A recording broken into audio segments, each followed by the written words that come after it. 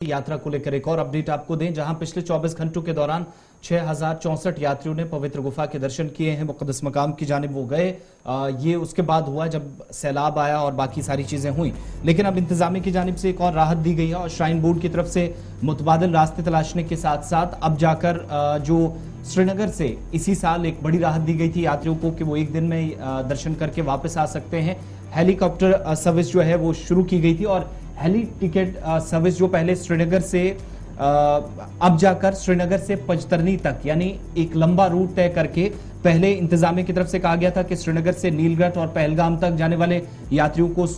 आसानी से टिकट्स मिलेंगी, उनके लिए ये सहूलियात दस्तयाब होंगी। लेकिन अब इंतजामिया की जानिब से या श्राइन बोर्ड के जिम्मेदारान की जानिब से श्रीनगर से पंजतरनी जाने वाले जो यात्री हैं उनके लिए भी हेली टिकट्स आसानी से दस्तयाब हों, इसके लिए कोशिशें और तेज कर दी गई हैं और बाकायदा इंतजामात को हतमी शक्ल दे दी गई है। कहा यह भी जा रहा है कि श्रीनगर से नीलगढ़ और पहलगाम जहां पर यात्री पहले अलग से टिकट लेते थे पंजतरनी के लिए, लेकिन अब क्या है कि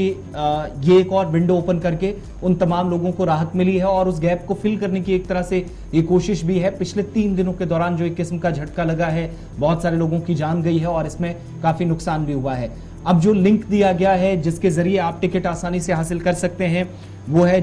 श्राइन बोर्ड की अपनी वेबसाइट भी है और इसके अलावा हेली सर्विस या टिकट जहां पर आसानी से यात्रियों को मिलेगी वो आप www.heliservices.jksasb.nic.in पर आसानी से जा सकते हैं और यहां लिंक पर क्लिक करने के बाद उन्हें तमाम लवाजमात पूरी करनी होंगी और उसके बाद टिकट आसानी से मिलेगा। और इसके लिए एक तरफ का जो किराया रखा गया है श्राइन बोर्ड की तरफ से तय किया गया है 14,500 रुपए वन वे होगा ये श्रीनगर से पंजतरनी के लिए, लेकिन ये ऑनलाइन टिकट जो है वो और आसानी से आपको मिलेगा। इसके लिए वेबसाइट जो हमने ऊपर बता दी है वहां आसानी से आप डाउनलोड कर सकते हैं अपनी पूरी लवाजमात करने के बाद। तो ये 15 दिनों के अंदर ये दूसरा फैसला है जहां पर पहले नीलगढ़ और पहलगाम के रास्तों तक आपको